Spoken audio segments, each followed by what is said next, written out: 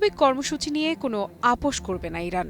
আরও একবার স্পষ্ট করে জানিয়ে দিল পারস্য উপসাগরীয় এই দেশ, যতই যুদ্ধ আর নিষেধাজ্ঞার জোয়ার আসুক, ইরান তাদের ইউরেনিয়াম সমৃদ্ধকরণ থামাবে না। বলাই বাহুল্য, মধ্যপ্রাচ্যের সাম্প্রতিক যুক্তরাষ্ট্র ও ইরানের যুদ্ধে এক এবং অন্যতম কারণ ইরানের পারমাণবিক সক্ষমতা। তেহরানের হাতে যেন কোনোভাবেই পারমাণবিক অস্ত্র চলে না আসে, সেই চেষ্টার কোনো ত্রুটি রাখেনি যুক্তরাষ্ট্র।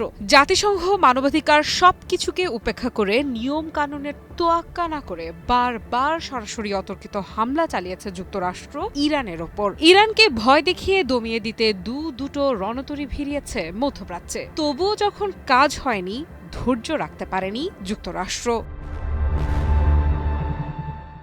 যুক্তরাষ্ট্রের প্রেসিডেন্ট ডোনাল্ড ট্রাম্প ভেবেছিলেন একটা বোমা হামলা আর হুমকিতেই মধ্যপ্রাচ্যে চিরতরে বন্ধ হয়ে যাবে ইরানের পারমাণবিক সম্ভাবনা। সেই অনুযায়ী একাধিক পোস্টও করেন এই মার্কিন প্রেসিডেন্ট। লেখেন, খুব শীঘ্রই শেষ হয়ে যাবে এই সংঘাত। কিন্তু ভুল করেছেন ডোনাল্ড ট্রাম্প। তিনি বুঝতে পারেননি ভয়ে চুপসে যাওয়ার জাতি ইরান নয়, তাদের রন্ধ্রে রন্ধ্রে সাহস আর আগুন বইছে। তারা শহীদ হতেও প্রস্তুত নিজেদের দেশের সার্বভৌম রক্ষা করতে। সেখানে ট্রাম্পের ফাঁকা বুলিতে কাজ হবে ভাবাটাও বোকামি।